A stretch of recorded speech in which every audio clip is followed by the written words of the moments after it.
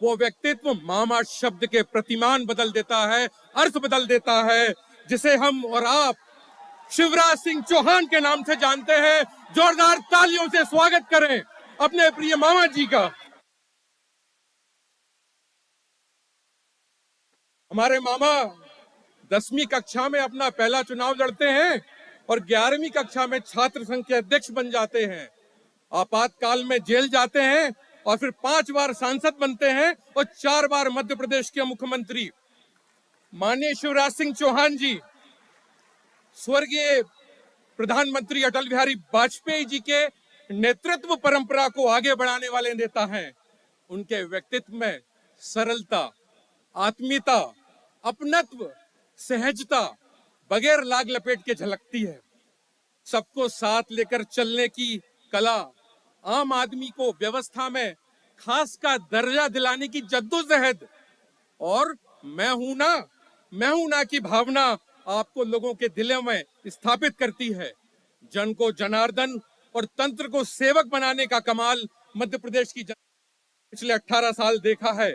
अंत में इस 13वें भारतीय छात्र संसद के संस्करण में ये जो तमाम आपके भांजे भांजी आपके सामने बैठे हैं, उनकी दुआ आप तक पहुंचाता हूं कि फानूस बन के जिसकी हिफाजत हवा करे, फानूस बन के जिसकी हिफाजत हवा करे, वो शम्मा क्या जले, वो शम्मा क्या बुझे, जैसे रोशन खुदा करे।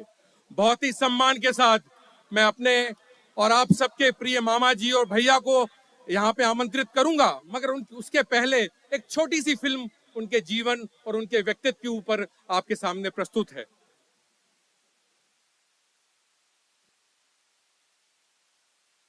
चेक। और मेरे बेटा बेटियों, आज इस छात्र संसद के डायस पे खड़े रह के शिवराज सिंह चौहान ये घोषणा करता है कि भौतिकता की अग्नि में दग्ध विश्व मानवता को शाश्वत शांति के पथ का दिग्दर्शन अगर कोई कराएगा तो हमारा भारत कराएगा। ये भारत भूमि कराएगी, इस देश के विचार कराएंगे। Shri Shivraj Singh Chauhan is a prominent Indian politician and a member of the Bharatiya Janata Party. Serving as the Chief Minister of Madhya Pradesh for 4 terms, he held the position from 2005 to 2018 and then again from 2020 to 2023. His political journey includes being the former National Vice President of the BJP from 2019 to 2020, a member of the Parliamentary Board and a member of the Central Election Committee of the party. Shri Chauhan was also the National President of the Bharatiya Janata Yuva Morcha from 2000 to 2002 and a member of the Lok Sabha representing Vidisha from 1991 to 2005. Renowned for his leadership, Shri Chauhan implemented various welfare schemes, including providing rice at 1 rupee per kg for the impoverished, the Sambal scheme offering maternity assistance to women labourers, free education for girls in need, fixed rate electricity, Ladli Lakshmi Yojana and Ladli Behna Yojana. His commendable efforts were recognized with several awards, such as the 2011 NDTV Indian of the Year Award for Leader of New India Development, the Adarsh CM Award in the 5th BCS in 2015, and the Champions of Change Award in 2022. Let's warmly welcome Shri Shivraj Singh Chauhan. जोरदार तालियों से दोनों हाथों से आप अपने प्रिय मामा जी का यहाँ पे स्वागत करेंगे। भारत माता की, भारत माता की, स्वामी विवेकानंद की, जिजाऊ माता की और कार्यक्रम उपस्थित बहनों भाइयों की और मेरे भांजे भांजियों की।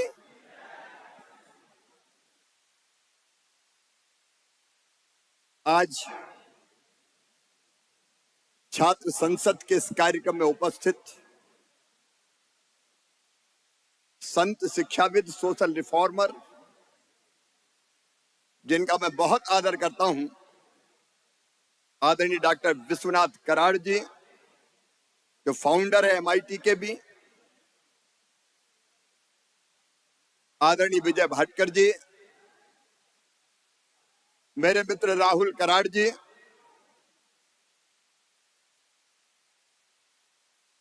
जो अद्भुत काम कर रहे हैं, आदरणीय जयप्रकाश जी, डॉक्टर आर चिटनीस जी, मंच पर उपस्थित बाकी सभी वरिष्ठगण, प्रिय बहनों और भाइयों, भांजे और भांजियों, आप सबको दोनों हाथ जोड़ के प्रणाम करता हूं, आप सबको नमस्कार करता हूं। अभी संकल्प जी मामा की परिभाषा बता रहे थे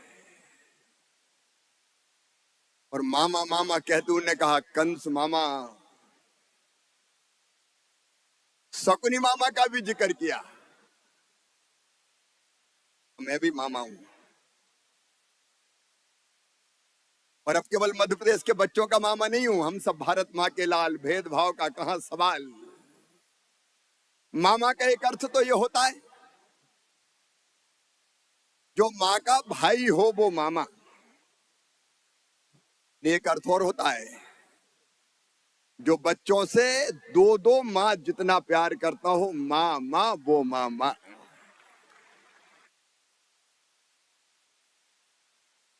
आज स्वामी विवेकानंद जयंती है। जिजाऊ माता ने भी आज ही जन्म लिया था। तो साम्राज्य की छाती पे हिंदवी स्वराज का झंडा गाड़ के हिंदवी स्वराज की स्थापना छत्रपति शिवाजी महाराज ने की थी। मैं उनको प्रणाम करता हूं।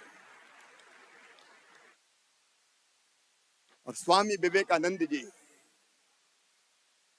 योद्धा सन्यासी, अभी मैंने आके देखा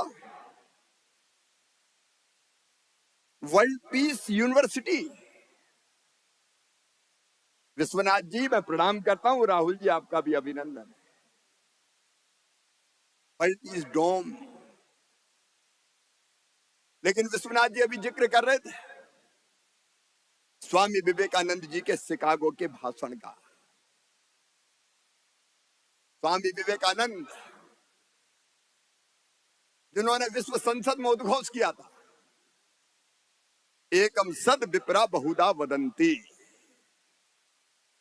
सत्य एक है, विद्वान उसको अलग अलग तरीकों से कहते हैं। परमात्मा एक है, उसके पास तक पहुंचने के रास्ते अनेक है, किसी भी रास्ते चलो अंततः पहुंचोगे वही। स्वामी विवेकानंद जिन्होंने उद्घोष किया भारत के उस विचार का कि सब में एक चेतना है, हम सब में एक ही चेतना है, जिसको तुलसी बाबा ने कहा सिया राम मैं सब जग जानी। आत्मवत सर्वभूतेषु, सबको अपने जैसा मानो, क्योंकि हम सब उसी एक चेतना के अंश हैं। और विश्व शांति की बात होती है, यहां वर्ल्ड पीस का डोम बना हुआ है। संयुक्त राष्ट्र संघ बना द्वितीय विश्व युद्ध के बाद, लेकिन भारत ने हजारों साल पहले कह दिया था अयम निजम परावेत्ति गणना लघुचेत साम उदार चरिता नाम तो वसुदैव कुटुंबकम। ये मेरा ये तेरा है, ये सोच छोटे दिल वालों का होता है। जो विशाल हृदय के होते हैं वो तो कहते हैं सारी दुनिया ही एक परिवार है। स्वामी विवेकानंद जी ने उद्घोष किया भारत के इस विचार का, धर्म की जय हो अधर्म का नाश हो। लेकिन ध्यान से सुनना बेटा बेटियों, प्राणियों में सद्भावना हो, मनुष्य मात्र में नहीं, प्राणियों में सद्भावना हो। और केवल हमारा नहीं, विश्व का कल्याण। सर्वे भवन्तु सुखिनः, सर्वे सन्तु निरामया, सर्वे भद्राणि पश्यन्तु मा कश्चित् दुर्भाग् भवेत्। सब सुखी हो, सब निरोग हो, सबका मंगल हो, सबका कल्याण हो। ये भारत का विचार। और इसलिए जब मैं पुराने भाषण को सुन रहा था तो शायद उसी समय मैंने कहा कि भौतिकता की अग्नि में दग्ध विश्व मानवता को शाश्वत शांति के पद का दिग्दर्शन कराएगा, तो हमारा भारत कराएगा, ये देश कराएगा, और ये होगा, दुनिया की कोई ताकत रोक नहीं सकती। लेकिन मुझे बताया, मुझे इस विषय पर भी बोलना है कि छात्र राजनीति में क्यों आए। मैं क्यों राजनीति में आया, मैं तो इससे ही शुरू करूंगा। मेरे बच्चों, ध्यान से सुनना मेरी बात। मैंने स्वामी विवेकानंद को पढ़ा और कुछ शब्द ऐसे हैं जो हमेशा मेरे कानों में गूंजते रहते हैं, जो सदैव मुझे प्रेरणा देते हैं। मैंने स्वामी विवेकानंद जी को पढ़ा एक किताब में, उन्हें हमें आह्वान करते हुए कहा, नौजवानों को आह्वान करते हुए कहा, तुम केवल 3.5 हाथ के हाड़ मांस के पुतले नहीं हो, तुम अमृत के पुत्र हो, तुम ईश्वर के अंश हो, तुम अनंत शक्तियों के भंडार हो, तुम अमर आनंद के भागी हो। दुनिया में कोई काम ऐसा नहीं कि जो तुम ना कर सको। मैंने फिर पढ़ा, तुम ईश्वर के अंश हो, अनंत शक्तियों के भंडार हो। और एक बात मैं शेयर करता हूं आपसे कि व्यक्ति जैसा सोचता और करता है वैसा ही बन जाता है। तुम सोच के देखो, तुम ईश्वर के अंश हो, अनंत शक्तियों के भंडार हो, तो तुम्हारे लिए दुनिया में कुछ भी करना असंभव नहीं है। और मैं सिद्ध करता हूं, तुम कैसे केवल हाड़ मात के पुतले नहीं हो। अगर आमतौर पर कोई मुझसे पूछे कि शिवराज क्या है, तो मैं जो सामने शरीर दिखाई दे रहा हूं, ये शरीर ही शिवराज है। हमारे यहां कहा है कि शरीरम माध्यम खल धर्म साधनम। शरीर जरूरी है, शरीर के लिए भोजन जरूरी है, पानी जरूरी है, पोषण जरूरी है। लेकिन हम क्या केवल शरीर है? बताओ, अगर कोई आपको गाली दे दे, अपमान कर दे, तो आपके शरीर को तो नहीं लगा, लेकिन आपको गुस्सा आती कि नहीं? अपमान शरीर का नहीं है। अब शरीर के अलावा भी कुछ हो। अभी कुछ दिन पहले मेरे बेटे का एक मित्र मिलने आया, विदेश से आया, साथ पढ़ा था यहीं सिम्बायोसिस यूनिवर्सिटी में। तो मेरा बेटा इतना प्रसन्न था, दौड़ के गले लग गया, और 4-5 दिन और कोई काम ही नहीं किया। जब बरसों पुराना कोई मित्र मिलता है तो जो खुशी होती है वो शरीर को नहीं होती, उसको कहते हैं मन। तोतली आवाज में बोलते हुए अगर कोई बेटा बेटी आए माँ के पास और गोद में बैठ जाए, तो माँ छाती से उसको चुपका लेती है, और छाती से छुपका के जो सुख और आनंद का अनुभव होता है वो शरीर को नहीं, मन को होता है। कार्य है, कोई चित्र बनाया है, कोई कवि है, कोई कविता लिखी है, कोई सुन ले और कह दे वाह। मुझे पुरानी घटना याद आती है। तब मैं बीजेपी की यूथ विंग में काम करता था, मध्य प्रदेश छत्तीसगढ़ एक था। एक कार्यक्रम में हम गए थे, उस समय ट्रेन से जाते थे। कार्यक्रम खत्म हो गया, शाम को ट्रेन से वापस लौटना था, तो धर्मशाला के कमरे में हम इंतजार कर रहे थे कि ट्रेन का टाइम हो तब हम चलें। इतने में ही कुछ नौजवान कार्यकर्ता एक बुजुर्ग सज्जन को लेके मेरे पास आए और कहा कि भाई साहब, ये आपके भाषण से बड़े प्रभावित हैं, ये आपसे चर्चा करना चाहते हैं। तो मैं भी उठ के खड़ा हो गया, सम्मान से उनको बैठाया, और मैंने उनसे पूछा बताओ क्या बात है। तो उनका बेटा, ये 80s की बात है, 90s की, उनका बेटा देश की हालत बड़ी खराब है। मैंने कहा बात तो सही कह रहे हैं। बोले वो खराब हालत देख के मैं बहुत दुखी हूं। मैंने कहा व्यथित तो मैं भी हूं। फिर वो बोले बेटा, उस व्यथा से व्यथित होके मैंने कुछ पंक्तियां लिखी है, वो पंक्तियां तुम्हें सुनाना चाहता हूं। मैंने सोचा मर गए ये तो कवि है, कविता सुनने का मूड मेरा नहीं था बिल्कुल। तो मैंने थोड़ा टालने की कोशिश की कि मुझे ज्यादा समझ में नहीं आती, आप इनको सुनाओ। लेकिन जिनका मैंने कहा, उन्होंने कहा नहीं ये अच्छे कदरदान है, आप तो शिवराज जी को ही सुनाओ। अब उन्हें कविता सुनाना शुरू किया। अब मजबूरी है, जब कोई कविता सुनाए तो हमको कहना ही पड़ता, वाह क्या शब्द है, क्या भाव है। तो मैं भी कह रहा था, वाह वाह क्या शब्द है। कविवर का उत्साह और बढ़ता जा रहा था। कविता समाप्त होने का नाम नहीं ले रही थी।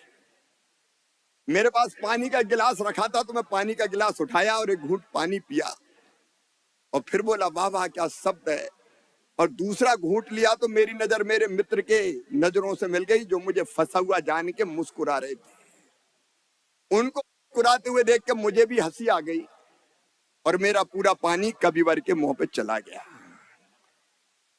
मुझे भी खांसी आई, ठसका लगा, आंख में पानी, नाक में पानी, बड़ी मुश्किल से सामान हुआ। फिर मैंने कहा अब क्या करूं, ये कहेंगे कि कैसा ये बीजेपी की यूथ विंग का कार्यकर्ता है। तो मुझे कुछ समझ में नहीं आया। मैंने दोनों घुटने टेके और दोनों हाथ जोड़ के उनके सामने बैठ गया कि मुझे माफ कर दे, मुझसे बड़ी गलती हो गई। वो बोले, बेटा कोई बात नहीं, तुम तो अगली पंक्तियां सुनो। ये अगली पंक्ति सुनने का सुख है, मन का सुख। शरीर थोड़ी है, आप मन भी है, लेकिन मन के आगे और सोचो। आप केवल मन तक सीमित नहीं हो, आप बुद्धि भी हैं। आजकल केबीसी कभी कभी आता है, कौन बनेगा करोड़पति। बिग बी बैठे रहते हैं, हॉट सीट पे किसी और को बिठाते हैं, आप टीवी के स्क्रीन के सामने बैठे और 4 सवाल स्क्रीन को उभरते हैं। आपसे नहीं पूछा जवाब, लेकिन अगर आ गया तो तुरंत चिल्लाते हैं कि ए अभी। और सही हुआ तो फिर अपनी पत्नी की तरफ देखते हैं कि देखा, अपन को भी आता है। डॉक्टर विजय भाटकर बैठे, कहते न्यूटन एक पेड़ के नीचे बैठे थे, सेब का पेड़ था, फल लगे थे, अचानक हवा चली, पेड़ हला, फल टूटा, जमीन पे गिरा। अब न्यूटन सोचने लगे, हवा चली, पेड़ हिला, फल टूटा, जमीन पे क्यों गिरा, ये आसमान में क्यों नहीं गया, ये बीच में क्यों नहीं अटका। उत्तर नहीं मिल रहा था। तो जो आ रहे थे, जा रहे थे लोग, उनसे पूछा कि बताओ भाई, ये फल टूट के जमीन पे क्यों गिरा। तो लोगों ने कहा, दुनिया जमाने से देखते चले आ रहे हैं, अगर पेड़ से कोई चीज टूटती है तो जमीन पे ही तो गिरती है। उन्होंने कहा नहीं, ये बीच में क्यों नहीं अटकी, आसमान में क्यों नहीं गई। लोगों ने कहा ये तो गया काम से। लेकिन न्यूटन खोजते रहे और अंततः पृथ्वी में गुरुत्वाकर्षण की शक्ति होती, उन्हें खोज ही लिया। और उस सिद्धांत को खोज के जिस आनंद का अनुभव हुआ, वो अनुभव बुद्धि करती है, बुद्धि। लेकिन इसके अलावा एक चीज और है, जिसको हमारे यहां भारतीय मनीषियों ने कहा आत्मा। विस्तार में विवेचन पर नहीं जाऊंगा, लेकिन मैं ये विश्वास के साथ कहता हूं कि हम जो हैं वो 2 हैं, एक अंदर का शिवराज, एक बाहर का शिवराज। कई बार बाहर का शिवराज गलत भी सोच ला, झूठ भी बोल दो, चोरी भी कर दो, लेकिन अंदर से आवाज आती कि मत कर, ये गलत है, गलत है, गलत है, अंतरात्मा। और इसलिए मैं जो आपसे कहना चाह रहा हूं, आप केवल शरीर नहीं, आप कुछ और हैं। और आप क्या हैं, अगर आप जान लें तो आप दुनिया में बड़े से बड़ा काम कर सकते हैं। मैं राजनीति में इसलिए आया कि विवेकानंद जी के वो शब्द, तुम अनंत शक्तियों का भंडार हो, और जीवन इसलिए नहीं है कि ये व्यर्थ गवाया जाए, ये बेकार किया जाए। और तो जब मैं 7th में पढ़ता था, 7वीं में, तब पहला आंदोलन मैंने किया अपने गांव के मजदूरों के लिए। उनको मिलती थी मजदूरी पैसे में नहीं, अनाज में मिलती थी, एक बर्तन में नाप के 2.5 पाई मिलती थी। मैंने कहा 2.5 पाई नहीं, 5 पाई लेंगे। मंदिर पे बैठक बुलाई, थोड़े से लोग आए क्योंकि मेरी उम्र बहुत छोटी थी। और बाद में 20-25 मजदूरों को लेके जुलूस निकाल के हम लोग आगे बढ़े। तो घर के सामने जब जुलूस गया, तो मेरे घर से मेरे चाचा जी निकले थे लाठी लेके कि बाप आज मैं मजदूरी बढ़ाता हूं, क्योंकि वो खुद किसान थे। मन में अगर तड़फ होती है, मन में अगर आग होती काम करने की, तो मैं आपसे कहता हूं वो काम आपको बड़े से बड़ा व्यक्ति बना सकता है। इमरजेंसी लगी, आपातकाल लगा। मैं 11th में पढ़ता था, 11वीं में, स्कूल का प्रेसिडेंट भी था। मुझे लगा कि डेमोक्रेसी के लिए ठीक नहीं है, लोकतंत्र के लिए ठीक नहीं है। मैंने विरोध किया, पकड़ लिया गया, 9.5 महीने जेल में रहे। राजनीति में आते क्यों हैं लोग? 2 कारण। एक, स्वाभाविक रूप से लोगों के लिए जीना है, देश के लिए कुछ काम करना है, बड़ा प्रदेश के लिए काम करना है, समाज के लिए करना है। लेकिन आजकल दूसरे तरह के नेता भी है जो पॉलिटिक्स को ही कैरियर मान लेते हैं। यही कैरियर है, लक धक कपड़े पहन के कुर्ता पजामा और सतही राजनीति करने का प्रयास करते हैं। राजनीति में आना चाहिए, मैं यहां जिम्मेदारी के साथ कह रहा हूं। कई बार लोग सोचते हैं कि अरे हम क्या करेंगे राजनीति में जाके, तो बेकार काम है। कई बार वो कहानी याद आती है, एक पिता के 4 पुत्र थे, एक को ने डॉक्टर बनाया, एक को ने इंजीनियर बनाया, एक बिजनेसमैन बना। चौथे के बारे में पूछा कि इससे क्या कराओगे? बोले इसको कुछ नहीं आता, इसको राजनीति में भेज रहा हूं। लेकिन ये मानसिकता सबके लिए ठीक नहीं है। मेरे मन में बचपन से एक विचार था, मैं देखता था और बेटी में गांव के लोग भेदभाव करते हैं। शहरों में भी होता है कई मात्रा में, पहले ज्यादा होता था, आजकल थोड़ा कम होगा, लेकिन भेदभाव होता है। और मैं देखता था कि बेटा बेटी में भेद क्यों? कई बार तो कई जगह ऐसा हुआ कि पहले ही पता चल गया कि जन्म लेने वाली बेटी है तो बेटी को जन्म ही मत लेने दो। कोई कत्ल खाना बना दिया, सेक्स रेशियो बदल गया, बेटे ज्यादा पैदा होने लगे, बेटियां कम पैदा होने लगी। मध्य प्रदेश में 912 बेटियां 1000 बेटे। तब मन में तकलीफ होती थी, कुछ करना चाहिए, कुछ करना चाहिए। तो मैं ऐसे ही भाषण देता था और कहता था बेटी को आने दो, बेटी है तो कल है। एक बूढ़ी अम्मा खड़ी हो गई, बड़ी बात कर रहा है, बेटी को आने दो, बेटी है तो कल है। बेटी आ गई तो शादी में दहेज का इंतजाम क्या तू करवाएगा? तो मुझे लगा कि भाषण से कुछ नहीं होगा, कुछ और करना पड़ेगा। बाद में मैं एमएलए बना तो मैंने कोशिश की कि कुछ बेटियों की शादी अपने मित्रों के साथ मिलकर करूं। मेरी धर्मपत्नी भी यहीं बैठी है, मैं सांसद बना, सांसद बनने के बाद मेरी शादी हुई। तो फिर हम दोनों शादी करते थे बेटियों की, जितनी हमारी सामर्थ्य, कभी 25 की, कभी 35 की, कि कुछ तो बोझ कम करें। लेकिन जैसे ही मैं मुख्यमंत्री बना, मैंने पहली योजना बनाई लाडली लक्ष्मी योजना, और यह तय कर दिया मध्य प्रदेश की धरती पर बेटी बोझ नहीं रहेगी, पैदा होगी तो लखपति पैदा होगी। मंत्री बनने के बाद मैंने अपने अफसर बुलाए और मैंने कहा कि बेटियों को मुझे लखपति बनाना है। तो एक दूसरे की तरफ देख के धीरे से मुस्कुराए पहले, फिर सोचा नए नए मुख्यमंत्री बने, नया जोश होगा, कुछ दिन में ठंडा हो जाएगा। कहा सर इम्पॉसिबल, ये कैसे हो सकता है, ये नहीं हो सकता। मैंने कहा ये होगा क्योंकि तू मुख्यमंत्री नहीं है, मुख्यमंत्री मैं हूं। और हमने तय कर दिया कि बेटी पैदा होगी तो सीधे उसके अकाउंट में 30,000 रुपया डालेंगे। वो 5वीं पास करके 6वीं में जाएगी तो 2,000, 8वीं पास करके 9वीं में जाएगी तो 4,000, 10वीं पास करके 11वीं में जाएगी तो 6,000, 12वीं में फिर 6,000, कॉलेज में 12,500, और जब 21 साल की होगी तो सीधे 1 लाख रुपया मिल जाएंगे। बेटी लखपति होगी। ये लाडली लक्ष्मी योजना। आज 40 लाख से ज्यादा लाडली लक्ष्मी बेटियां मध्य प्रदेश की धरती पर हैं, और हर राज्य ने इस योजना को किसी न किसी नाम से शुरू किया। इसका इंपैक्ट असेसमेंट में आपको बताता हूं। पहले 912 बेटियां 1000 बेटों पर पैदा होती थी, आज मध्य प्रदेश में 976 बेटियां 1000 बेटों पर जन्म ले रही है। और मैं मामा कैसे बना? सबसे पहले उन बेटियों ने ही मुझे मामा कहना शुरू किया, और सचमुच में मेरा रोम रोम पुलकित हो जाता है। वो बेटियां जिनको मैंने गोद में 2006 में 7 में खिलाया था और एनएससी दी थी, वो सर्टिफिकेट दिया था लाडली लक्ष्मी का, आज कॉलेज में पढ़ रही है और जब वो मामा कह के पुकारती तो मुझे लगता है अपनी तो जिंदगी सफल हो गई।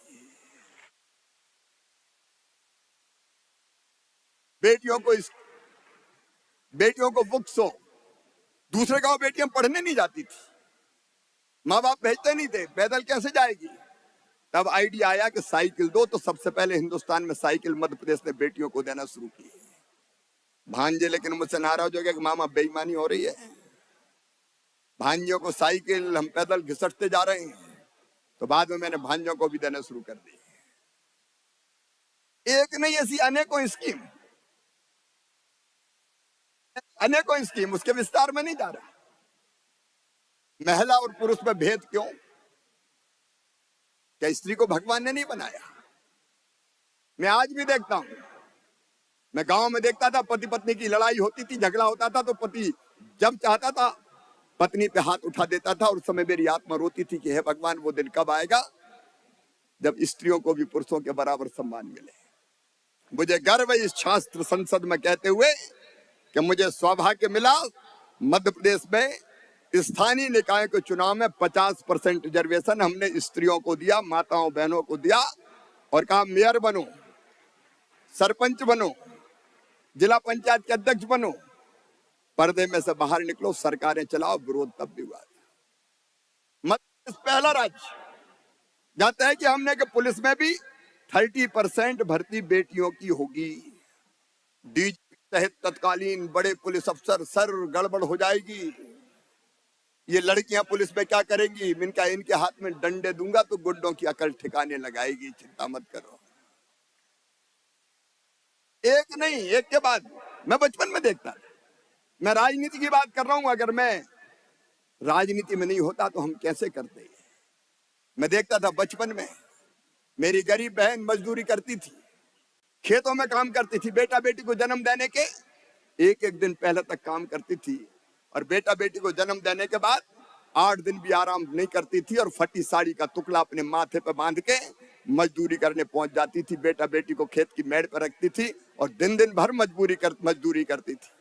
और तब मैंने तय किया मध्य प्रदेश की धरती पर कि बेटा बेटी के जन्म के पहले 4000 और जन्म के बाद 12,000 रुपया देंगे, ताकि इस बहन को भी आराम करने का मौका मिल सके। अब ये फ्री बीज नहीं है। हमने एक और क्रांतिकारी फैसला किया। हमने तय किया कि अगर दुकान मकान, मैंने असेसमेंट करवाया कि स्त्रियों के नाम पे कितने, पुरुषों के नाम पे कितने, तो पता चला पतिदेव के नाम पे या बेटे के नाम पे, ये बेटी या पत्नी के नाम पे नहीं है। तो हमने तय किया कि दुकानों, मकानों, खेतों, अगर महिला के नाम पे खरीदोगे तो केवल 1% रजिस्ट्री शुल्क लगेगा, और पुरुष के नाम पे खरीदोगे तो 5% लगेगा। कई लोगों ने संपत्ति खरीदी और अपनी पत्नी के नाम कर दी। पप्पू की मम्मी तेरे नाम कर दी है, पैसा बच जाएगा रजिस्ट्री का। हमने कहा इस बहाने संपत्ति तो नाम हो। और लाडली बहना की आज बहुत चर्चा है, देश में चर्चा है, वो भी फ्री बीज नहीं है। आधी आबादी को पूरा न्याय है, आधी आबादी को पूरा न्याय। मैंने देखा बहन के नाम पे पैसे नहीं होते, गरीब हो, लोअर मिडिल क्लास की हो, अपनी हर चीज के लिए केवल पति पर निर्भर रहना पड़ता है। मेरे मन में यह क्रांतिकारी विचार आया कि बहन का एक अकाउंट हो और हर महीने नियमित रूप से पैसे आए, जिसको उसका अपना अधिकार हो, हक हो। क्योंकि मैंने ऐसी बहनों को देखा था, माई के जाना और पतिदेव से 500 रुपया मांगे तो बोले नहीं है, जब देखो मांगती रहती है। मुझे लगा कि भैया मुख्यमंत्री किस दिन काम आएगा। और हमने लाडली बहना बना के 1,32,00,000 बहनों के खाते में हर महीने 1250 रुपया भेजना शुरू किया। वो फ्री बीज नहीं है, वो उनको न्याय देना है, और उन्हें दुरुपयोग नहीं किया। छोटे छोटे काम धंधे पैसा बचा के करना शुरू किया। मैं ये बात इसलिए कह रहा हूं कि अगर राजनीति में नहीं होते तो क्या ऐसे बड़े क्रांतिकारी फैसले हो सकते थे। मेरे बेटा बेटियों, मैंने देखा था मध्य प्रदेश में कई गरीबों के बेटा बेटी डॉक्टर बन सकते थे, इंजीनियर बन सकते थे, पास लेकिन पैसे नहीं है। गरीब को एजुकेशन लोन भी नहीं मिल पाता। और इसलिए हमने उस धरती पर मध्य प्रदेश की तय किया कि जिन बच्चों में टैलेंट है, किसी जाति समाज के हो, जात पात पूछे नहीं, कोई हरि को भजे सो हरि को होई, कोई भेदभाव नहीं बच्चों में। और तय किया कि उनके टैलेंट के कारण नीट के माध्यम से, क्लैट के माध्यम से, जेई मेंस के माध्यम से उनका एडमिशन अगर medical college, engineering college, IIT, IIM कहीं भी होता है तो फीस बच्चों के मम्मी पापा नहीं भरवाएंगे, उनका मामा भरवाएगा, बीजेपी की सरकार भरवाएगी। लाखों बच्चे आज मेरे डॉक्टर, इंजीनियर, साइंटिस्ट बन रहे हैं। काम कई हो सकते हैं, मैं उसके विस्तार में नहीं जा रहा, लेकिन आप सोचो, अगर आप इंडिविजुअल रह के काम करना चाहो, अकेले तो कितना काम कर सकते हो। मैं शिवराज अकेला करता तो अपनी पत्नी के साथ 5 बेटियों की शादी करता, 50 बेटियों की शादी करता। लेकिन मैं राजनीति में आया, एमएलए बना, एमपी बना और मुख्यमंत्री बना, तो लाखों मास मैरिज हर साल होती है, लाखों। आप अगर ऊपर जाते हैं और आवाज देते हैं तो वो सारी दुनिया को सुनाई देती है। और इसलिए आज मैं MIT यूनिवर्सिटी के इस कार्यक्रम में आपको आह्वान करने आया हूं, राजनीति में आने से डरो मत, आगे बढ़ो, आओ। अगर तुम नहीं आओगे तो कौन आएगा? बेईमान आए। अगर हम बेईमान नहीं है, हम अच्छे हैं, हम ईमानदार हैं, हम कर्मठ हैं, हम चरित्रवान हैं, हम देशभक्त हैं, हम राजनीति छोड़ दें तो क्या केवल चोरी करने वालों के लिए राजनीति सौंप दें? क्या उनके जिम्मे ही सारे राजनीतिक अधिकार सौंपे जाएंगे? और इसलिए मैं कह रहा हूं, लीड करो, लीड। तुम कर सकते हो क्योंकि तुम अनंत शक्तियों के भंडार हो। एक बात सोच लेना, अगर तुम ये सोचोगे कि मैं क्या कर सकता हूं, मैं तो दीनहीन हूं, मुझ में कोई सामर्थ्य नहीं है, तो अपने मुंह की मक्खी भी नहीं उड़ा पाओगे, वो भी उड़ाने पड़ोसी आएगा। और जिस दिन तनिके खड़े हो जाओगे और तय कर लोगे कि दुनिया में कोई काम ऐसा नहीं जो मैं ना कर सकूं, संकल्प अगर तुम्हारे अंदर पैदा हो गया। देखो, 2 मन होते हैं, एक चेतन मन और एक अवचेतन मन। चेतन मन सोचता है, विचारता है, और अवचेतन उसका अनुसरण करता है। अगर तुम्हारे चेतन मन ने कहा कि नहीं, मैं बिजनेस भी नहीं कर सकता, व्यापार भी नहीं कर सकता, मैं कैसे पास होऊंगा, मैं पढ़ भी नहीं सकता, तो आप असफल हो जाओगे, क्योंकि अवचेतन मन चेतन की बात ही मान के वैसी प्रक्रियाएं प्रारंभ कर देता है। और तुमने अगर सोच लिया कि नहीं मैं करूंगा, करके रहूंगा, तो तुम्हारा अवचेतन मन वैसी प्रक्रियाएं प्रारंभ कर देगा। एक छोटा सा उदाहरण, अगर वैष्णव देवी जाना हो, 14 किलोमीटर चढ़ाई करनी पड़ती है, तो वैसे कहते चले जाओ, चढ़ जाओ, तो कोई चढ़ेगा? पागल हो क्या? लेकिन अगर चेतन मन ने तय कर लिया कि नहीं मुझे चढ़नी है, तो शरीर में वो ताकत अपने आप पैदा हो जाती है कि बच्चे भी दौड़ते हुए वैष्णव देवी के दर्शन करने पहुंच जाते हैं। और इसलिए आज मैं ये कहने आया हूं, सोचो, बड़ा सोचो। एक अंतिम उदाहरण देकर अपनी बात समाप्त करूंगा। मध्य प्रदेश में भी विधानसभा के चुनाव हुए। सारे पॉलिटिकल विश्लेषक कहते थे मध्य प्रदेश में बीजेपी नहीं जीतेगी। 18 साल हो गए, एंटी इनकम्बेंसी है। कांग्रेस घोषणा करती थी क्लीन स्वीप करेंगे, और तो और मेरी पार्टी के नेता भी कहते थे मुश्किल है, नहीं हो सकता, गड़बड़ है। लेकिन मैंने तय किया कि किसी भी कीमत पर मेरी पार्टी को जिताऊंगा, कोई ताकत दुनिया की मुझे जीतने से नहीं रोक सकती। एक संकल्प पैदा हुआ और उसके अनुरूप काम किया। मैं आज आपसे शेयर करना चाहता हूं, 2 घंटे सोता था मैं, केवल 2 घंटे, रात के 10 बजे तक। पहले हेलीकॉप्टर की सभाएं, और हेलीकॉप्टर का मैंने कभी पंखा बंद नहीं होने दिया। दौड़ के कूदता था, सभा करता था, दौड़ के बैठता था, और रात में बाय रोड, फिर मीटिंग, फोन। 2-2:30 बजे भोपाल आता था, 2 घंटे सोता था, फिर काम तो शुरू हो जाता था। सारे लोग कर रहे थे, बाद में कहने लगे कांटे की टक्कर है, कांटे की टक्कर है। मैंने कहा लाडली बहनों ने सारे कांटे निकाल दिए। मेरा स्टेटमेंट पढ़ा होगा आपने। और जब रिजल्ट आए तो आपने देखा होगा कांग्रेस ने नहीं, बीजेपी ने क्लीन स्वीप किया। अब तक के सबसे ज्यादा वोट मिले बीजेपी को, सबसे ज्यादा वोट और सबसे ज्यादा शानदार सीटें। सोचा और हो गया।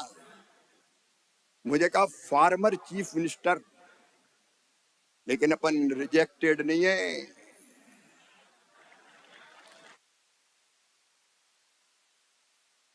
कई बार आदमी कब छोड़ते हैं, जब जनता नकार दे, लोग गाली देने लगे, बहुत दिन हो गया यही बैठा हुआ है। अपन छोड़ के भी आए तो ऐसे आए कि जहां जाते हैं लोग कहते हैं मामा मामा मामा मामा। जनता का स्नेह और प्यार ये अपनी असली दौलत है। लेकिन छोड़ दिया, इसका मतलब ये नहीं कि राजनीति नहीं करूंगा, अभी भी करूंगा। किसी पद के लिए नहीं, राजनीति केवल पदों के लिए नहीं होती, राजनीति बड़े लक्ष्य के लिए। और उसी का आह्वान आपसे करने आया हूं। मित्रों, आना पड़ेगा तुम में से कई को राजनीति में, इसलिए कि कई काम बाकी है जो पूरे करने हैं। अभी यहां बता रहे थे हमारे मित्र राहुल जी, 22 जनवरी को वो सौभाग्य के सूर्य का उदय होगा जब अयोध्या में भगवान राम की जन्मभूमि पर दिव्य और भव्य मंदिर में राम लला विराजेंगे। वो गौरव के पल है, हम सौभाग्यशाली हैं। सैकड़ों वर्षों के संघर्ष के बाद ये हो रहा है। लेकिन राम लला तो आएंगे ही, राम राज भी आएगा और राम राज लाना है। उसके लिए लड़ना है, काम करना है। ऐसे नहीं हो जाएगा कि मैं तो देखता रहूंगा सोशल मीडिया पे, बस हाथ घुमा दूंगा, मुझे क्या करना ज्यादा है। तुम्ही को करना पड़ेगा, मैं भी करूंगा, तुम भी करो, हम मिलकर करें। राहुल जी, आपने एक प्लेटफॉर्म तैयार किया है जिसमें दलगत राजनीति से ऊपर उठ के कुछ लोग आए और कुछ अच्छी चीजों के लिए संघर्ष करें। क्या राजनीति में धन का प्रभाव खत्म करने के लिए तुम काम नहीं करोगे? क्या राजनीति केवल अमीरों की तिजोरी से चलेगी? अभी मैं जाता तेलंगाना, जो मैंने सुना, मैं तो हैरत में रह गया। एक एक एमएलए का कैंडिडेट 35-35, 40-40 करोड़, कुछ तो 100-100 करोड़ खर्चा कर रहे हैं। अगर 35-40 करोड़ रुपया एमएलए बनने के लिए खर्चा करोगे तो देश की सेवा करेंगे, प्रदेश की सेवा करेंगे। राजनीति से धन के प्रभाव को समाप्त करना होगा। मैं अहंकार की भाषा नहीं बोलता, लेकिन मैं लड़ता हूं एक क्षेत्र से। अब तक मैं 11-12 चुनाव लड़ा हूं। एक मुझे लड़ाया था पार्टी ने, दिग्विजय सिंह जी जब मुख्यमंत्री हुआ करते थे तो उनके खिलाफ, तो वहां भी लड़ने पहुंच गया था। लेकिन एक ही क्षेत्र से 11 बार जीता हूं। और आज कोई मेरे क्षेत्र में जाके देख लेना, सरेआम मीडिया के सामने कह रहा हूं, मैं चुनाव में प्रचार करने नहीं जाता। एक दिन पहले फॉर्म भरने के निकलता हूं तो गांव की जनता आती, मुझे थैली भेंट करती जिसमें पैसे और एक सूची होती, रामलाल के 100 रुपए, श्यामलाल के 200 रुपए, और उस पैसे से चुनाव लड़ते हैं। ये भी होता है। ईमानदारी से काम करो, जनता साथ देती है। नौजवान को आगे आना पड़ेगा। महिला सशक्तिकरण मेरे जीवन का मिशन है और स्त्री और पुरुष को बराबरी पे मैं लाकर रहूंगा, ये मेरा संकल्प है। राजनीति के अलावा भी मैं इसके लिए काम करूंगा। फ्री एजुकेशन बच्चों को, प्राइवेट कॉलेज में हम फीस भरते हैं सरकार की तरफ से। मध्य प्रदेश में सीएम राज स्कूल हम बनाए। बच्चों को, क्या गरीब है तो अधिकार नहीं है कि वो ढंग से पढ़ाई करे? क्या धन के अभाव में उसका टैलेंट मारा जाएगा? यह बहस का विषय। हर बच्चे के लिए एजुकेशन फ्री होनी चाहिए और गुणवत्तापूर्ण शिक्षा फ्री होनी चाहिए। मैं ये मूवमेंट चलाऊंगा। के पास कम से कम रहने की जमीन का टुकड़ा तो चाहिए। भगवान ने पैदा किया तो इतनी धरती तो नाम पे छोड़ी होगी कि जिसपे अपना घर बना कर रह सके। मुंबई में ही देख लो आप, झुग्गी झोपड़ियों में कैसे कई लोग। ये देश के हर राज्य में, मैं किसी राज्य विशेष की नहीं, लेकिन करना पड़ेगा। और मित्रों, अंतिम बात, पर्यावरण बचाना पड़ेगा। मैं रोज पेड़ लगाता हूं, रोज। मुझे लगा कि मुख्यमंत्री बनकर भाषण दे दो, पेड़ लगाओ, खुद कुछ ना करो, इससे नहीं होगा। पहले जो कहते हो वो करो। मैं रोज पेड़ लगाता हूं। आने वाली पीढ़ियों के रहने के लायक इस धरती को बचाना है, इसलिए पर्यावरण जैसे विषय को भी केंद्र पर रख कर राजनीति करनी पड़ेगी। आज मैं आप सबको छात्र संसद में एक बार फिर आह्वान करता हूं, मत समझो राजनीति को बुरा। आओ, किस दल में आते हो ये आप सोचो। मैं तो बीजेपी अच्छी मानता हूं, बीजेपी की बात करूंगा, क्योंकि देश के लिए, समाज के लिए मुझे लगता है ये पार्टी सबसे बेहतर काम कर रही है। मेरे लिए साधन है भारतीय जनता पार्टी। लेकिन आप जरूर आइए सार्वजनिक क्षेत्र में। अरे अपने लिए जिए तो क्या जिए, अपने लिए तो कीट पतंगे भी जीते हैं, पशु पक्षी भी जीते हैं।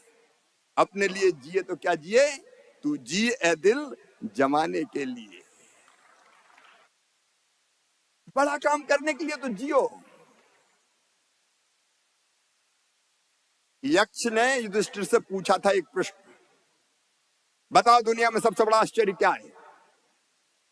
तो युधिष्ठिर ने जवाब दिया था, मनुष्य पैदा होता है, बच्चा होता है, फिर बड़ा होता है, पढ़ता है, फिर और बड़ा होता है, शादी होती है, फिर बूढ़ा होता है, फिर मर जाता है। जो आया उसको पता है एक दिन जाना ही है, अमर होके नहीं आया। लेकिन व्यवहार हमेशा ऐसा करता है जैसे हमेशा इस दुनिया में रहना, यही सबसे बड़ा आश्चर्य है। मैं ये कह रहा हूं कि आए हो तो 100 साल, 90 साल, 80 साल जियो, तो ऐसा जियो कि जमाना कहे कि सचमुच में इसका जीवन अपने लिए नहीं, दूसरों के लिए था। स्वामी विवेकानंद जी ने उद्घोष करते हुए कहा था, उत्तिष्ठित जागृत प्राप्य बारिण्य बोधता। उठो, जागो, और जब तक लक्ष्य प्राप्त ना हो जाए रुको मत। लक्ष्य बड़ा तय करो, आगे बढ़ो और उसे हासिल करो। मामा भी तुम्हारे साथ है। बहुत बहुत धन्यवाद। A big round of applause, my friends, for such beautiful words and guidance from Shri Shivraj Singh Chauhan ji, the chief guest of this valedictory function. A big round of applause once again. Thank you very much, my friends.